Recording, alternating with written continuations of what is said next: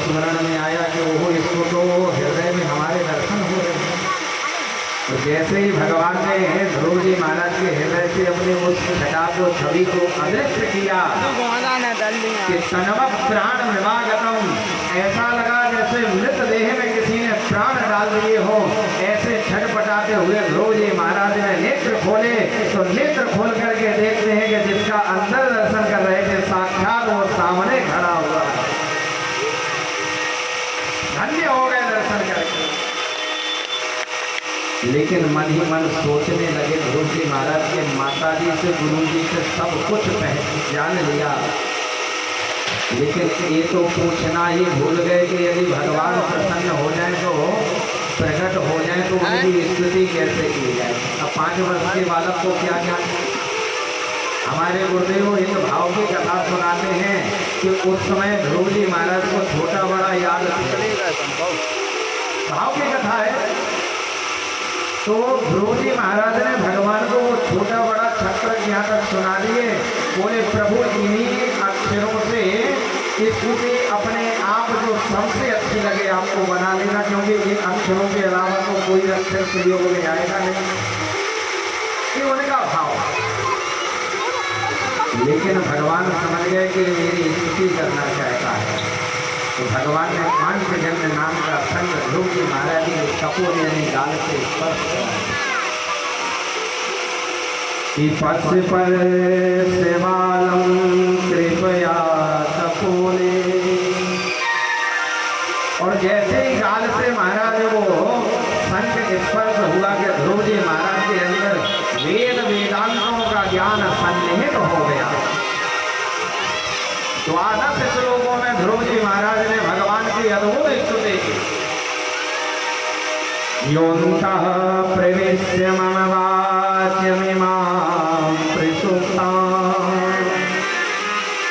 सञ्जीवयत् किल शक्तिधरः स्वधाम्ना अन्यास्य हस्तचरणश्रवण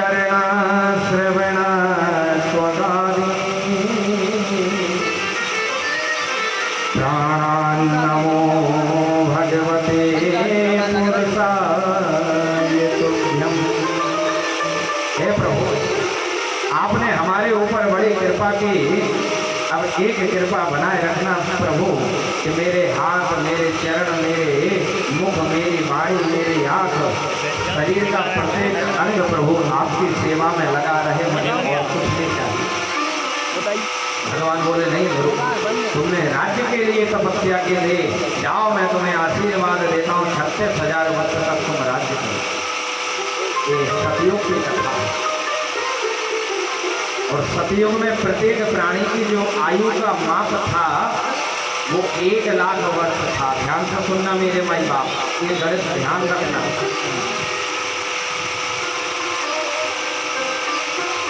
सतयुग में प्रत्येक प्राणी की जो आयु थी वो 1 लाख वर्ष थी और ऊंचाई अपने हाथ से 28 हाथ ऊंचा व्यक्ति होता था। गणित ध्यान रखना, मैं बता देता हूँ। सतयुग में 1 लाख वर्ष की आयु और अपने हाथ से व्यक्ति 28 हाथ लंबा होता था। उसके बाद आया त्रेता, तो आयु से 1 जीरो कम कर दो। 1 लाख में 1 जीरो कम होगा तो कितनी बची संख्या? 10,000। तो त्रेता में प्रत्येक प्राणी की जो आयु थी वो 10,000 और जो ऊंचाई है उसको आधा कर दो।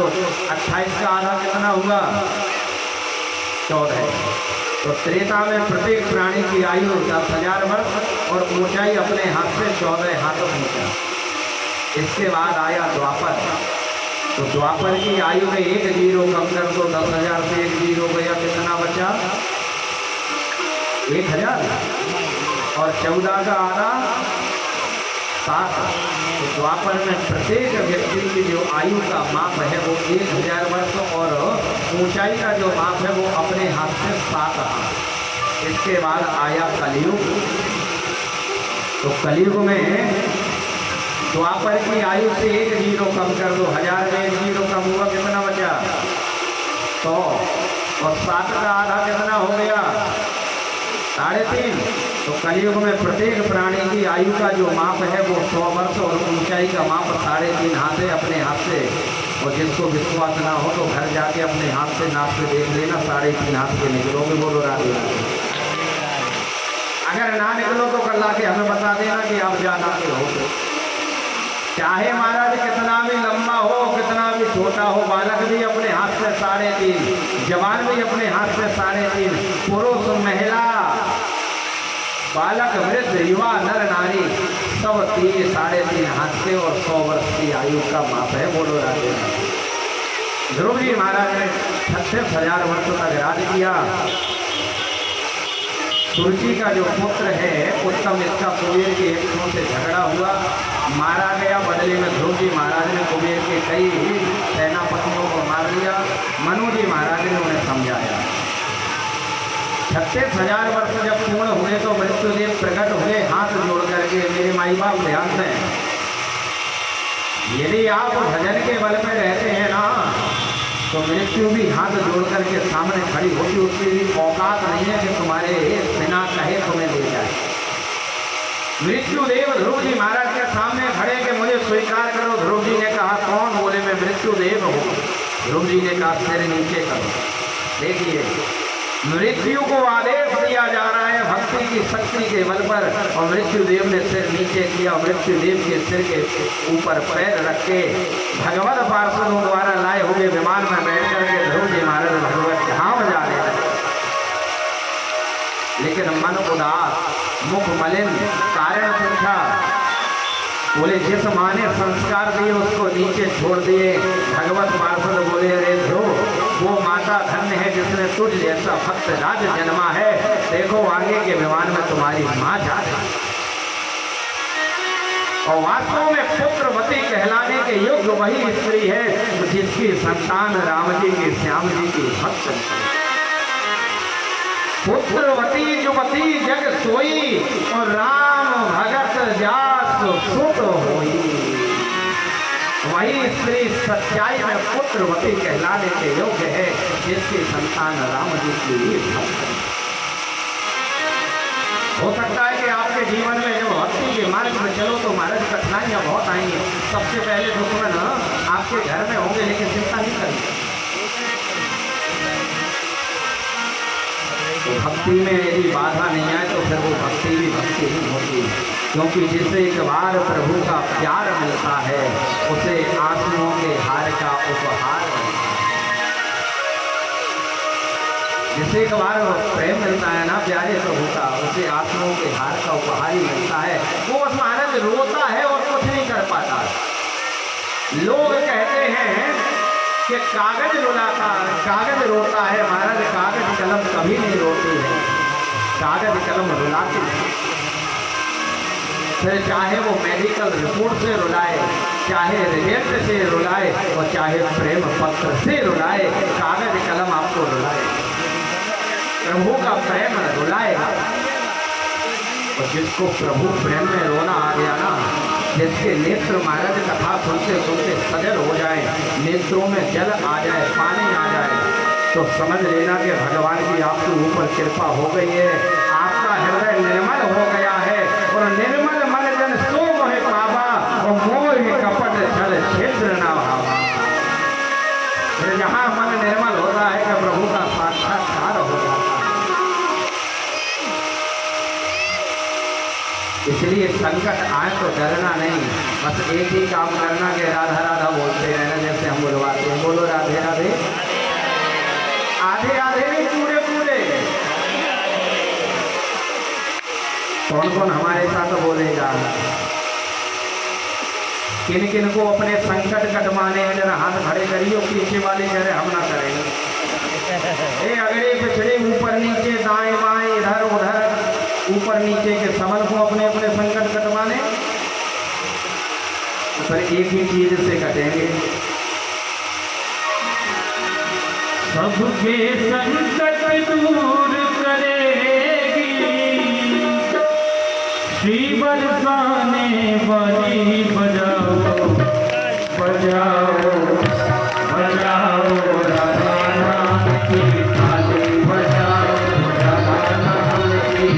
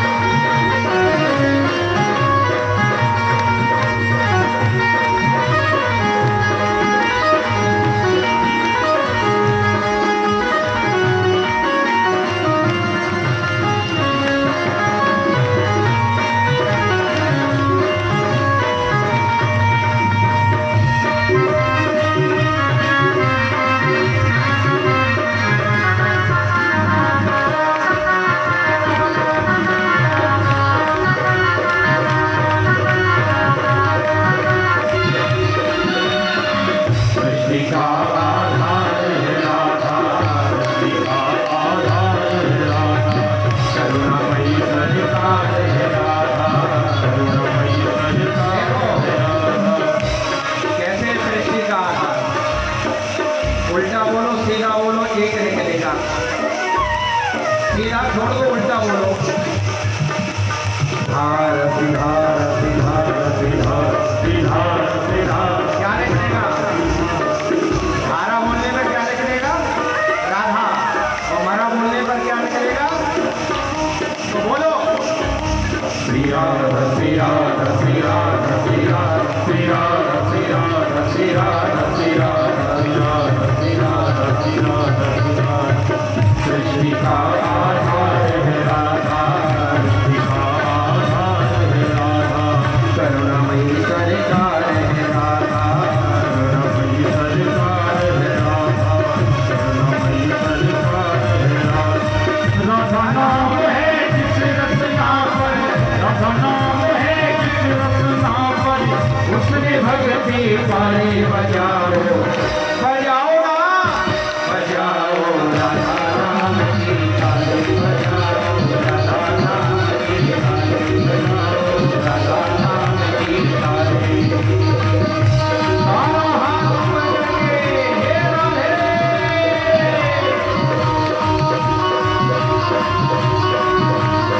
बरसाने वाली की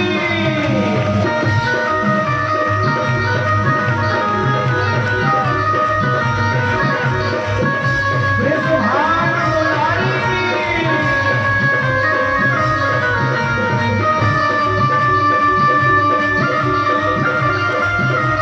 सबके हाथ ऊपर करो।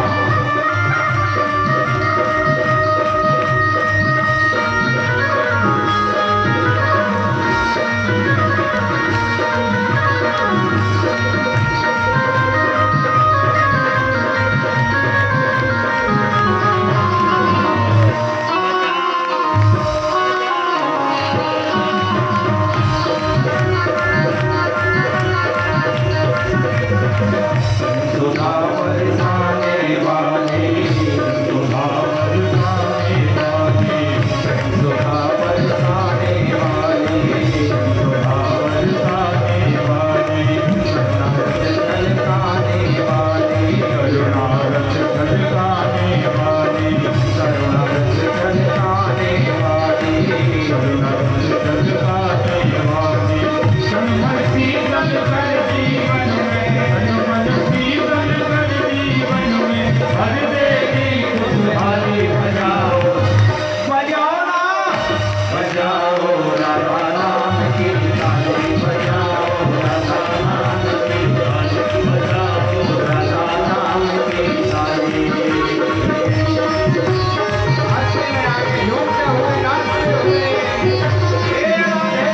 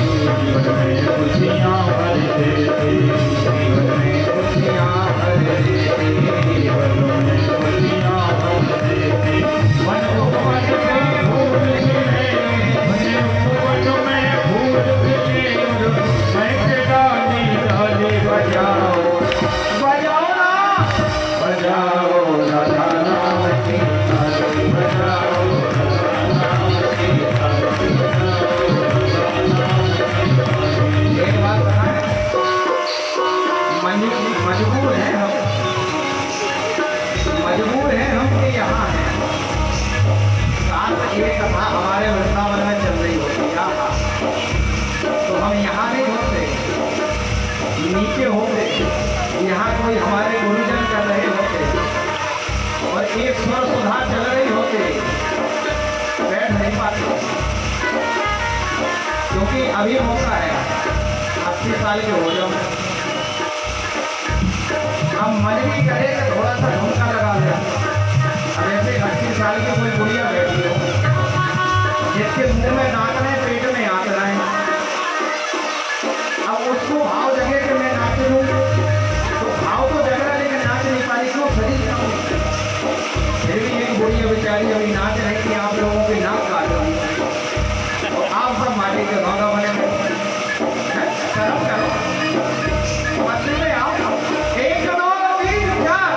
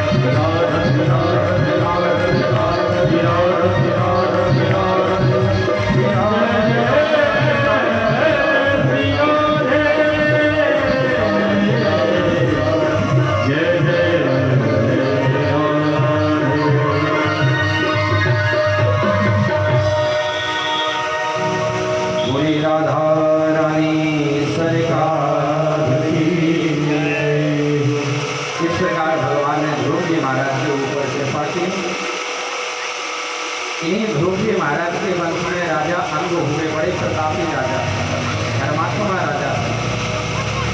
लेकिन अंग का जो पुत्र हुआ वो बहन हुआ, दुष्ट हुआ।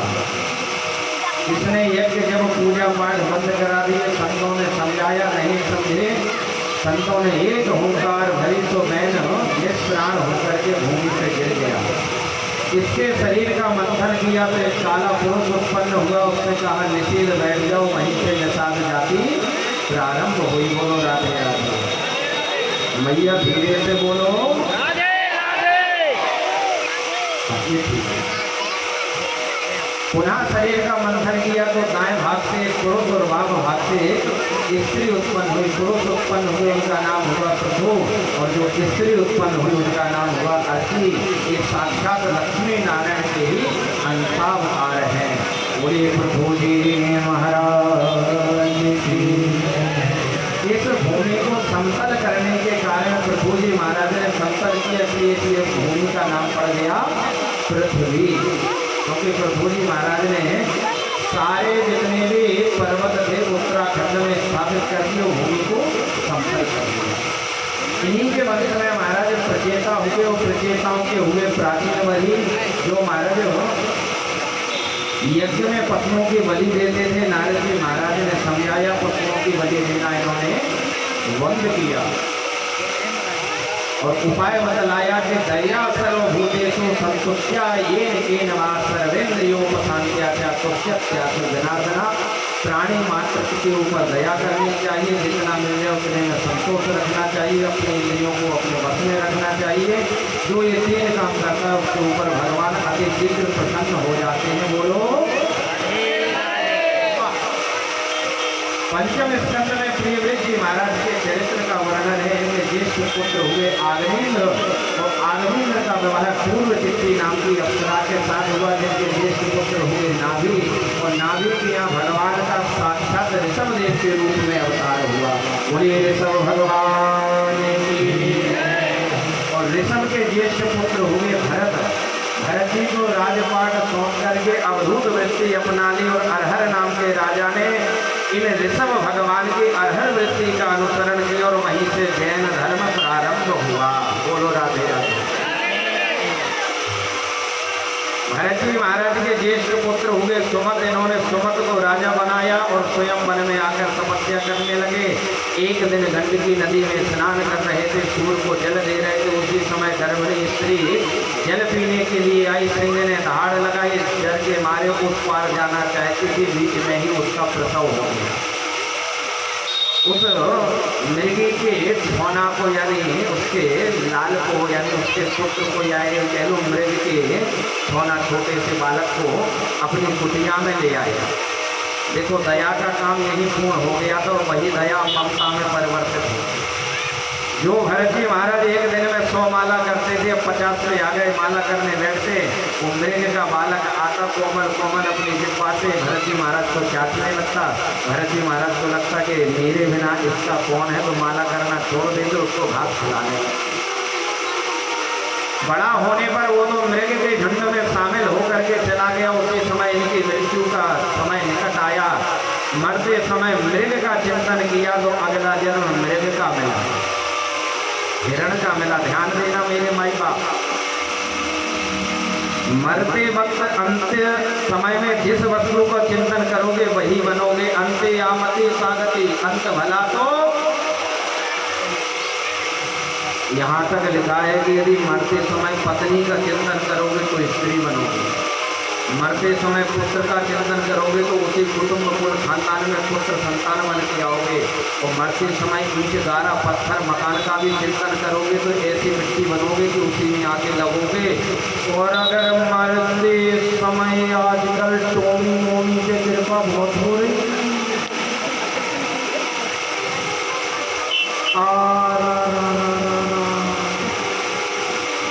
कहीं मरते समय कुत्ते का चिंतन आ गया, कन्फर्म है कि बनोगे। बोलो राधे राधे। काहे के गाय पालन बंद हो गया, कुत्ता पालन शुरू हो गया। इतना तो मैया अपने जन्मजात पुत्र को प्रेम नहीं करती, लेकिन उसको करती है।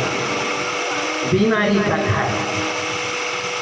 देखो कुत्ता के विरोधी नहीं है हम भी डंडा लेके जाते हैं, सुबह शाम बहुत भौंकते हैं। अच्छा कुत्ता क्यों भौंकते पता है? अरे किस किस को पता कि कुत्ता क्यों भौंकते? जरा हाथ खड़े करें, सब झूठे। अच्छा जानना चाहते हो क्यों भौंकते? कौन कौन जानना चाहता है? जरा हाथ खड़े करो। हाँ हाँ सुनो, सुनाएंगे। हाथी चलता है तो कुत्ते क्या करते हैं? भौंकते हैं। क्यों? किसी ने कुत्तों से पूछा, बोले क्यों भौंकते हो, क्या दिक्कत है, हाथी से दिक्कत है, बोले नहीं। तो बोले हाथी से दिक्कत नहीं है फिर क्यों भौंकते हो, तो बोले सामने से क्यों नहीं भौंकते, पीठ पीछे क्यों भौंकते, बोले सामने जाने की हिम्मत नहीं है, क्यों, बोले हाथी विशाल काय है। फिर बोले पीठ पीछे क्यों भौंकते, हाथी से कोई विरोध है, बोले विरोध नहीं है। फिर बोले जो हाथी के पीछे पीछे चलते हैं उसकी जो सेवा करते हैं हमें उनसे दिक्कत है कि हाथी की इतनी सेवा हमारी नहीं हो रही इसलिए हम भौंकते। तो पीठ पीछे अगर आपके कोई भौंके, समझ रहे हो ना, तो समझ लेना कि वो आपसे नहीं आपकी पद प्रतिष्ठा से जल रहा है इसलिए भौंकते। हाथी चले मस्ते मस्ते और कुत्ते भौंके रस्ते रस्ते। कविता बनाना तो सीख लो, इसलिए कथा पे आओ। भरत जी महाराज ने मरते समय मृग का चिंतन किया, मृग बने, लेकिन पूर्व जन्म की स्मृति बनी रही। वन में आग लगी, अपनी मृग देह को त्याग किया। अब तीसरा जन्म एक श्रोत्रिय ब्राह्मण कुल में हुआ।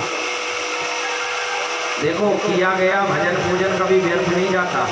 जैसे एक किसान जब भूमि में बीज डालता है तो बीज को अंकुरित होने में, पल्लवित होने में, पुष्पित होने में और फल्लवित होने में समय लगता है। एक गेहूं की खेती जैसे 3 महीने में आती है, वैसे हमारे द्वारा किया गया भजन की जो खेती है वो समय आने पे हमें फल अवश्य देगी। किया गया भजन कभी व्यर्थ नहीं जाता। लोग कहते हैं महाराज कुछ नहीं रखा, हमें नहीं करना, भगवान नहीं होते। एक व्यक्ति ऐसे ही था, बोले भगवान नहीं होते क्यों माला करते, लेकिन अपनी जेब में भी एक माला डाला था। जिसको रोक रहा था उसने पूछा, बोले तुम क्यों डाले, बोले कभी कभी हमें शक हो जाता, भय हो जाता कहीं भगवान हुए तो हम भी चुपके से 1-2 कर लेते। तो कुछ लोग ऐसे होते हैं, कहते कुछ नहीं होता लेकिन सब कुछ होता। एक तो माला फिर वो भी आराम से दुखे दुखे सच्चा देते, हे भगवान हमारी भी सुन लो, हे भगवान सुन लो, जल्दी सुनो। तो भगवान होते, किया गया भजन कभी व्यर्थ नहीं जाता। लोग कहते हैं कि तुलसीदास को तुलसीदास उनकी पत्नी ने बनाया ना, दीपक बना हुआ रखा था, बस पत्नी के जो वाक्य थे उन्होंने दीपक जलाने का काम किया। अगर पत्नी की डांट से तुलसीदास बनते तो तालबेट में सब तुलसीदास होते। बोलो राधे राधे। ब्राह्मण कुल में जन्म हुआ, पिताजी ने गायत्री मंत्र याद कराया नहीं किया, महामृत्युंजय याद कराया नहीं किया, नवारण द्वादशाक्षर कराया नहीं किया, नाम रख दिया जड़ भरत। बोले इसकी बुद्धि जड़ है, घर से निकाल दिया, और जो किसी काम का नहीं होता उसे घर से ही निकाल दिया। खेत पे भेजे, बोले बाजरा में जो चिड़ियाँ आती उनको भगाना, बोले ठीक है एक है तो भगाने की जगह बुलाने लगे। राम जी की चिड़िया राम जी को पेट, खाओ रे चिड़िया भर भर पेट। राम जी की चिड़िया राम जी को पेट, खाओ रे चिड़िया भर भर पेट।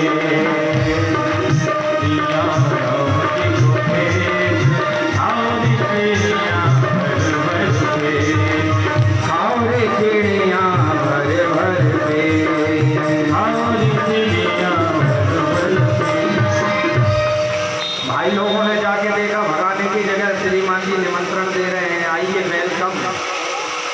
भाइयों ने अब घर से ही निकाल दिया, वो लोग कोई मतलब का नहीं। जंगल में गए, एक दुष्ट ने काली माँ से प्रार्थना की थी कि मेरे पुत्र होगा तो नरबली दूंगा। मैया की कृपा से उसके पुत्र हुआ, नरबली के लिए जंगल में भेजा तो श्रीमान जी मिल गए। अच्छे पुत्र देखो, और जैसे महाराज कोई चिंता फिक्र नहीं होती, वो चकाचक होता है, ना कोई चिंता ना कोई टेंशन, और दिल में राधा नाम है पेंशन। भरी सभा में कह सकते हो, कहो मेरी युगल सरकार मेरे दो ही रिश्तेदार, कोई चिंता नहीं है। हमें चिंता नहीं उनकी, उन्हें चिंता हमारी। वो हमारी किस्मत के लेखक श्रीमान के बिहारी। जिस दिन अपनी जिंदगी के मालिक हम बन जाएंगे उस दिन सुख सुख दुख भी हमें प्राप्त होंगे। और जिस दिन अपनी जिंदगी की बागडोर कन्हैया के हाथ में सौंप देंगे, उस दिन से कन्हैया की मर्जी है, हमारा तो काम चलता रहेगा। बोलो राधे राधे। करते हो तुम कन्हैया मेरा नाम हो रहा। आप लोग कथा सुनने आते हो, क्या कहते हो? सौरभ महाराज की कथा चल रही है, सौरभ जी की कथा चल रही है कि भगवान की? किसकी चल रही है? नाम किसका हो रहा है? हमारा। तो करते हो तुम कन्हैया मेरा नाम हो रहा है, तो मेरा आपकी कृपा से सब काम है। सिर पर सीताराम फिकर फिर क्या करना है? नरमली के लिए देखा, श्रीमान जी मिल गए, पकड़ लिया, बढ़िया स्नान करवाए, जब साबुन से नहलाया, पियर से साबुन से नहलाया। हाँ बढ़िया महाराज दिव्या पे वस्त्र पहना, बढ़िया परफ्यूम लगवाया, चंदन तिलक लगवाया, 56 भोजन करवाए, 3600 व्यंजन भोजन करवाए। भरत जी मन में सोचने लगे, आज हमने कौन सा पुण्य प्रताप किया जो इतने चकाचक माल मिल रहे हैं, खींचो। भरत जी भी खींच दिए। इसके बाद मंदिर में ले गए, काली की बोली चलो करो प्रणाम। तो भरत जी महाराज झुक करके प्रणाम करने लगे कि उन राक्षसों ने चमचमाती तलवार निकाली। भरत जी सोचने लगे, बड़े खराब लोग हैं, पहले खिलाते हैं फिर मारते हैं, खिला खिला के मारते हैं। लेकिन भद्रकाली ने देखा कि मेरे सामने एक ब्रह्म ज्ञानी की हुई हत्या कदापि बर्दाश्त नहीं। पुत्रो जाएगा क्वचिदपि कुमाता न भवति। जैसे दुष्ट उनको मारने के लिए उद्धृत हुए कि उसी भद्रकाली की मूर्ति से अष्टभुजी दुर्गा के रूप में परिवर्तित होकर के उन दुष्टों का संहार कर दिया। भरत जी महाराज के प्राण बच गए। बोली भगवती दुर्गा मैया की। आपके सारे यही माता पिता मान के कोई देवी नहीं है कि सीधे दर्शन हमें भी करवा देना। चल के बोलो राधे राधे। रघुगण नाम का राजा कपिल मुनि के पास सत्संग के लिए जाता, पालकी में बैठ के जाता, एक कहार बीमार पड़ा, इनको लगा दिया। ये चीटी बजा के बचा के चलते उचक के चलते रघुगण की खोपड़ी पालकी से टकराती। रघुगण और भरत संवाद हुआ। भरत जी महाराज पूरे जीवन में नहीं बोले, और जब बोले तो फिर महाराज ऐसा बोले कि रघुगण का उद्धार किया, रघुगण का उद्धार हुआ, भरत जी महाराज का उद्धार हुआ। और पंचम स्कंद में भरत जी महाराज को हम सब यही प्रणाम करते हैं। बोलिए भरत जी महाराज। इसी पंचम स्कंद में महाराज भारतवर्ष में कितने नदी हैं, कितने तालाब हैं, इन सबका बहुत विस्तृत वर्णन किया गया है कि भारत भूमि बड़ी पवित्र है। देखो मैं आपको सुना देता हूँ। पंचम स्कंद के आपके 19वें अध्याय में भारतवर्ष में कितने प्रमुख पवित्र पर्वत हैं और नदियां हैं, उनका बड़ा विस्तृत वर्णन है। 16वें श्लोक से और 20 श्लोक पर्यंत सुनिएगा ध्यान से। भारत इत्यस्मिन् वर्षे सरिच्छैला सन्ति बहु मलयो मंगल पृष्ठो मैना त्रिकूट ऋषभ कूटक कोल्लका सख्यो देव ऋषि ऋषिमुख श्रीशैलो वेंकट महेंद्रो बारीधारो विंध्य शक्ति मान नृक्षगिरी पवित्र द्रोण चित्रकूट गोवर्धन रैवर्तक कपो नीलो गोकामुख इंद्रकील कामदगिरी चान्य चा सप्तसहस्रसा शैला से नितंब बरुवा नदा नद्यात् संख्य संख्याताः। ऐसे कई हजारों पर्वत हैं, तो प्रमुख नाम है। कई महानदियां हैं, महानदियों के नाम हैं चंद्रवर्षा, ताम्रपर्णी, अमृता, कृतमाला, भैयासी, कावेरी, वेणी, पैसनी, सरकरावर्ता, तुंगभद्रा, कृष्णा, बेनिया, भीमरथी, गोदावरी, निर्विंध्या, पैसनी, तापी, रेवा, सरसा, नर्मदा, चरणवती, सिंधुरंधा, षोड़श नदो महानदी, देवस्मृति, ऋषिकुल्या, त्रिमासा, कौशली, मंदाकिनी, यमुना, सरस्वती, दृषदवती, गोमती, सरयू, रोधस्वती, सत्वती, सुषोमा, सतत चंद्रभागा, मरुदवृथा, प्रस्था, असकनी, विश्वेती महानद्याः। ये महानदियां हैं। और इसी भारतवर्ष में महाराज आपने तो देखा होगा कि अपना चित्रकूट का भी नाम है। और भारतवर्ष की जो ये आपकी बुंदेलखंड की भूमि है, ये महाराज बड़ी पवित्र है।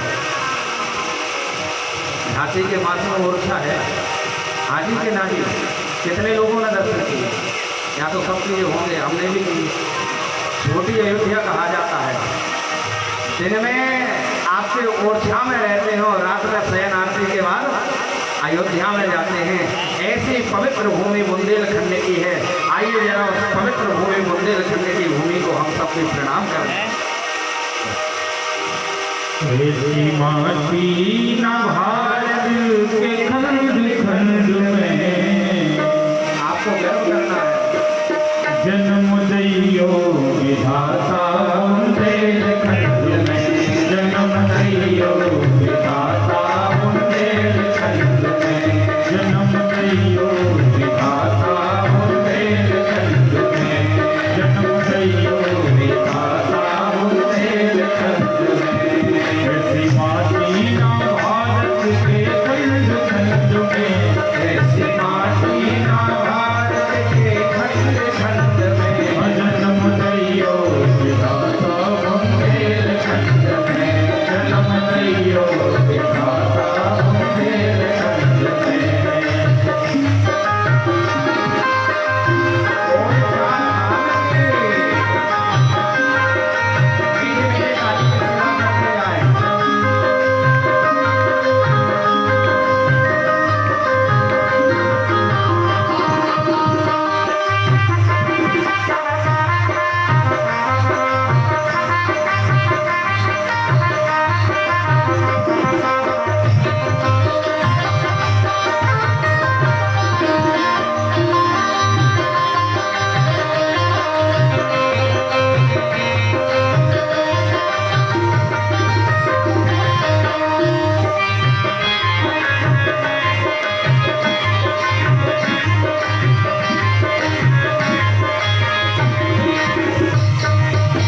सुधा